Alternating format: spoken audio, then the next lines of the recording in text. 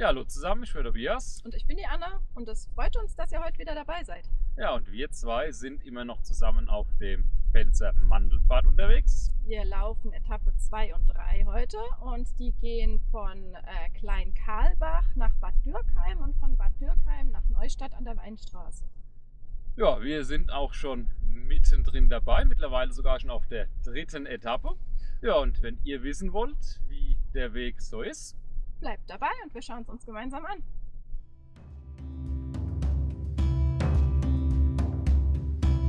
Los ging es bei recht tristem Wetter etwas außerhalb von Klein-Karlbach. Und die zweite Etappe begann, wie die erste endete. Es ging entlang einer Landstraße. Aber die Mandelblüte war schon deutlich weiter wie in der Woche zuvor, als wir auf der ersten Etappe unterwegs waren. So, und am zweiten Abschnitt jetzt vom Mandelpfad, ich will immer Blütenpfad sagen, aber die Blüten sind da. Wir haben heute tatsächlich welche und wie schön. Man sieht auch noch die alten Mandeln hier und da, die hier noch hängen. Ja, jetzt fehlt nur noch die Sonne, aber die kommt bestimmt auch noch dazu. Dann geht's mal weiter.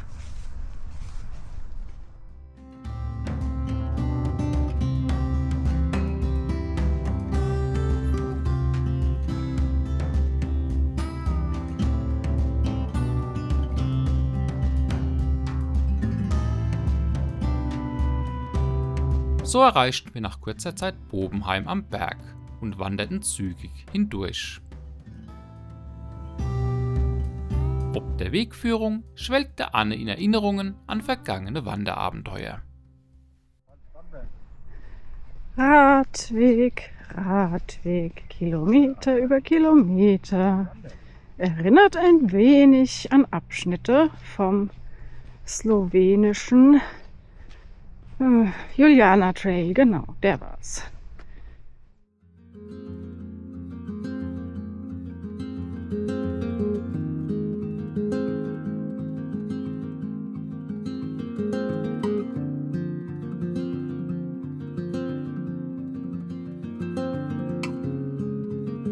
Und da ist auch schon der nächste Ort, Weisenheim am Berg. Auf dem Mandelpfad kommt man immer wieder durch Dörfer, die uns durch ihre schöne alte Architektur und die vielen, oft als kleine Weinstuben hergerichteten Hinterhöfe immer wieder begeistert haben. Nach dem Ort wurde es, zumindest kurzzeitig, etwas ruhiger. das ist jetzt eine richtige Wohltat, nachdem wir ja größtenteils an einer vielbefahrenen Straße entlang wandern bisher. Die hier ist gesperrt, das heißt, wir haben endlich mal Ruhe. In diesem Sinne geht es jetzt sehr entspannt weiter.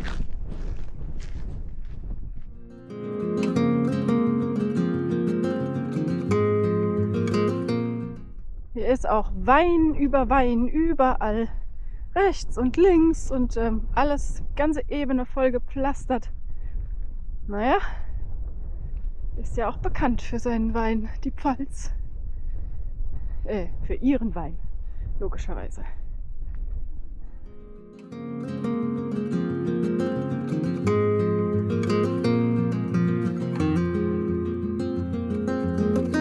Wer übrigens glaubt, die Wegfindung sei entlang einer Straße einfach, nun, auch der Mandelpfad hatte diesbezüglich so seine Tücken. Ja, hier haben wir wieder mal so einen klassischen Fall von die Markierung weicht von der offiziellen GPX-Datei ab. Markierung wäre jetzt an dieser Baustellenstraße da weitergelaufen. GPX-Datei macht einen Bogen. Ja, da wir uns jetzt nicht durch die Baustelle da quälen wollen, gehen wir jetzt hier weiter die Datei entlang laufen. Das Gute, wenn man eine GPX-Datei parallel zur Beschilderung laufen lässt, man geht nicht verloren. Und so erreichten wir den nächsten Ort am Weg, Herxheim am Berg.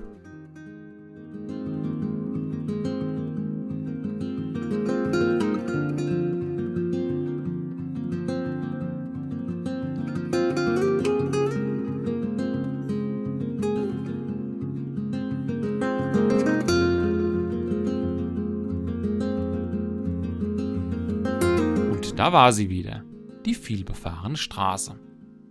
Allerdings muss man ihr zugutehalten, dass dort viele Mandelbäume stehen. Sehr hübsch. Sollte sich übrigens jemand fragen, warum Tobi ohne Rucksack unterwegs war, die Aufklärung folgt noch.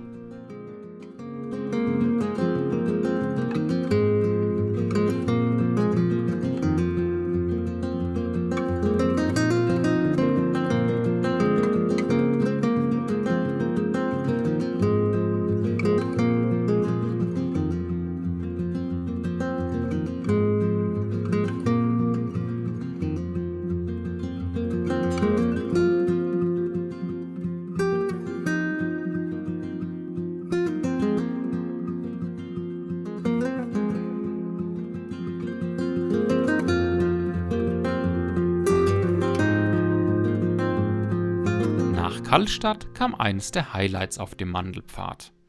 Ein in Teilen wiedererrichtetes römisches Weingut. Die Ursprünge der Villenanlage reichen bis ins Jahr 20 nach Christus zurück.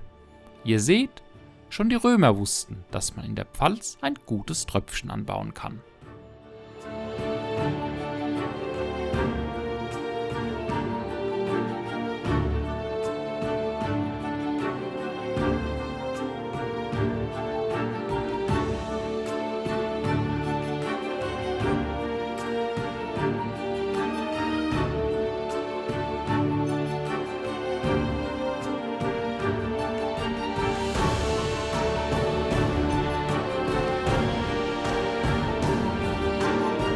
Etwas unterhalb der Villenanlage findet man noch eine römische Kelter.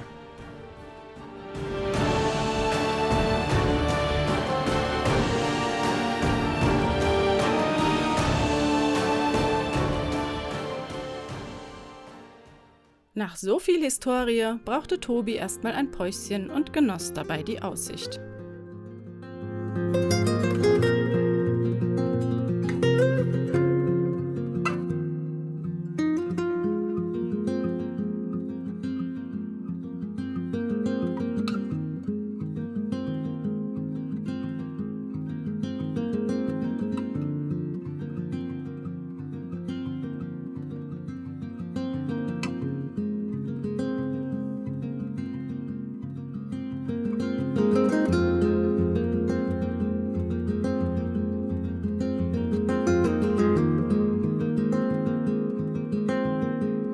Schlussendlich kamen wir an unserem Etappenziel an, Bad Dürkheim, genauer dem großen Parkplatz am Stadtrand.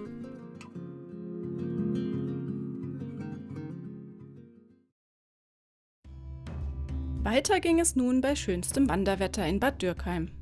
Bei blauem Himmel ging es zunächst durch den Kurpark und von dort weiter durch die Fußgängerzone.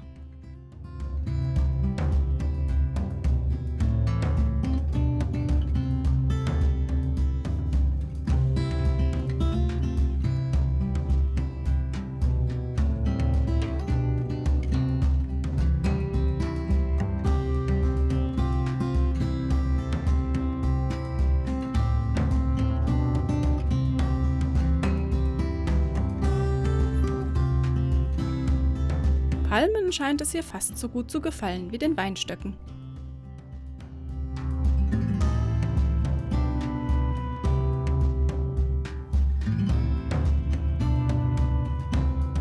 Außerhalb von Bad Dürkheim ging es dann direkt wieder in die Weinberge.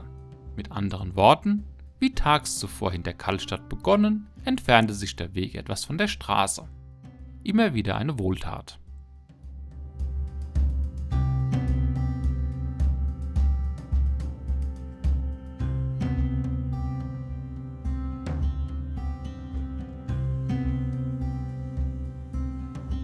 Da es der Weg auf diesem Abschnitt anscheinend noch nicht gut genug mit uns meinte, bekamen wir sogar mal ein Stück Pfad geboten.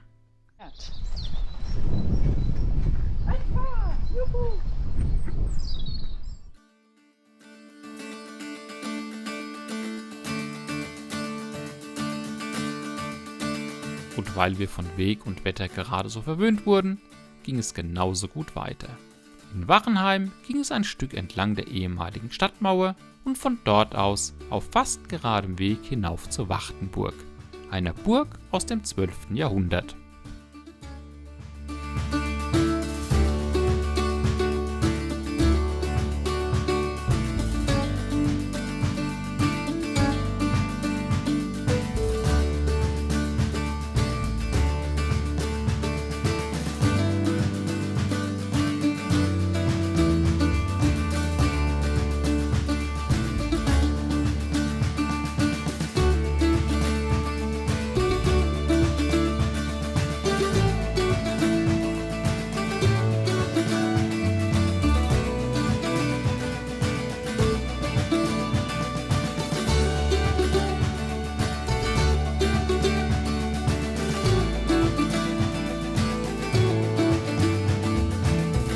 der Burg ging es wieder bergab und dann unterhalb derselben ein Stück entlang.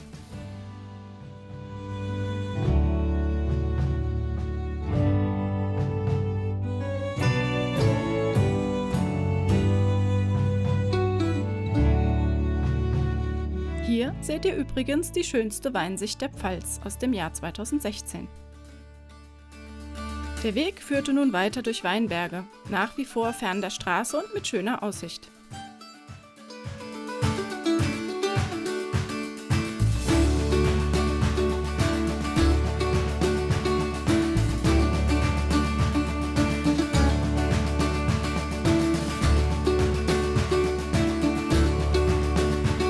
Nachdem ich auf Etappe 1 die Schwierigkeit des Weges ein wenig erhöht hatte, war dieses Mal Tobi dran.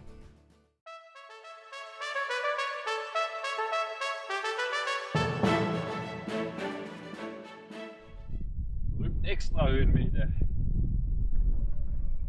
Die Tobi gerne freiwillig macht. Da hat Anne nicht unrecht. Auf dem Mandelpfad sind Höhenmeter eine willkommene Abwechslung.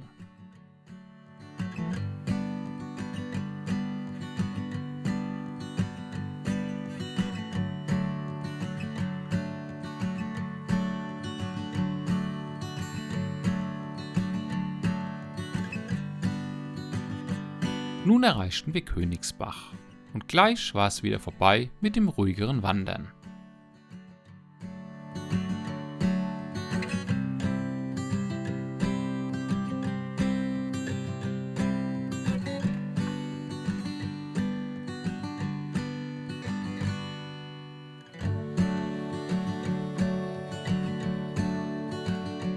Zwischen Königsbach und dem nächsten Ort auf unserer Tour Gimmeldingen war ordentlich was los.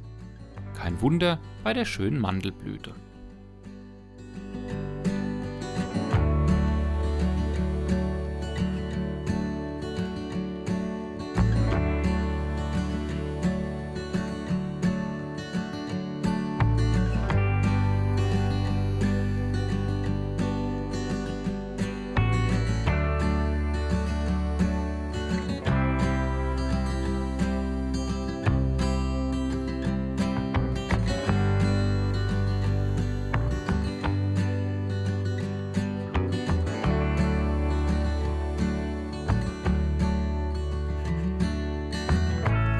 Im Örtchen Hart, also gar nicht mehr so weit vom Ende der Etappe entfernt, erlebte Anne sodann noch ihr rosa Wunder. Unter so großen Mandelblüten habe ich auch noch nicht gesessen. Da hinten. Hier wurde aber nicht verweilt. Es ging weiter auf die letzten Meter zum Etappenziel Neustadt an der Weinstraße.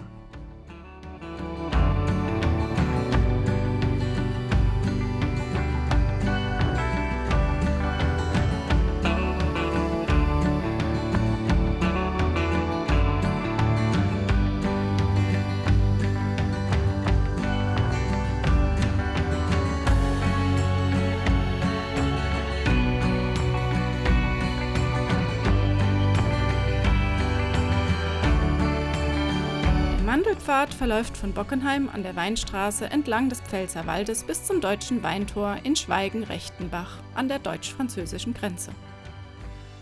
Etappe 2 startet in Klein-Karlbach und verläuft vornehmlich an Land- und Bundesstraße entlang, über ein römisches Weingut bis nach Bad Dürkheim. Von dort aus geht es auf der dritten Etappe weiter durch Weinberge und bekannte Orte wie Wachenheim und Gimmeldingen bis nach Neustadt an der Weinstraße.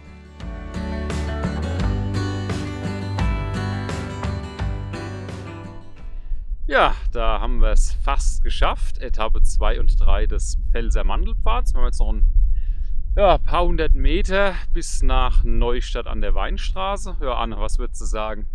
Wie waren die Etappen? Also die zweite und dritte Etappe sind im Vergleich zur ersten, haben sie sich etwas gesteigert. Weiterhin sind es viel breite Wege natürlich, weil es geht ja auch immer so ein bisschen am Weinberg, im Weinberg entlang. Durch den Weinberg, ja. Ging auch wieder durch Ortschaften durch hier und da, was ich persönlich ganz schön finde. Jetzt gegen Ende. Hinten raus wird es zum Teil wirklich absurd voll. Jetzt gerade hier rund um Gimmeldingen, wo wir gerade durchgekommen sind, da sind ja Massen da durchgewälzt. Das war total absurd. Wir hatten eine schöne Burg dabei heute. Die war tatsächlich super, genau. auf dem Weg integriert sogar. Ja, ansonsten Markierungen vom Weg waren okay. Hier und da könnte es ein bisschen mehr sein und an der einen oder anderen Stelle weicht auch die GPX-Datei mal wieder von den Markierungen ab oder umgekehrt. Ja, zum Weg selber, was haben wir noch? Wir haben ja spaßhalber gesagt, naja, Mandelpfad in Teilen ja. Den Pfad haben wir jetzt noch nicht so oft gesehen und wie die Anne schon gesagt hat, man kommt auch öfter hier durch Weinberge, was ihr jetzt auch hinter uns alles so seht. Da wäre vielleicht Mandel- und Weinbergweg die passendere Benennung gewesen. Aber insgesamt, ja. Weil man selbst zu den Mandeln sagen muss, ja, man sieht immer wieder welche. Hier und da ist es auch mal ein bisschen gehäufter. Ich habe es mir jetzt noch mehr vorgestellt, aber nun gut. Ja, aber insgesamt, wir hatten unseren Spaß bisher. Man hat eine super Aussicht immer, weil man hier an der Weinlage entlang läuft. Das seht ihr ja auch gerade noch hinter uns, also die Aussichten sind super. Und mit diesen Aussichten würde ich sagen, lassen wir es für heute mal bewenden. Wir machen jetzt die letzten paar Meter nach Neustadt runter. Und ja, dann hoffen wir, euch hat es gefallen, uns zu begleiten. Euch wie immer viel Spaß beim Wandern. Und dann sehen wir uns auf der nächsten Etappe wieder. So, und für alle, die sich jetzt gerade gefragt haben, warum die Anne tapfer 2 Etappen lang Rucksack getragen hat und ich tiefenentspannt nebenher gelaufen bin. Weil, was man nicht im Kopf hat, hat die Anna auf dem Rücken. Genau.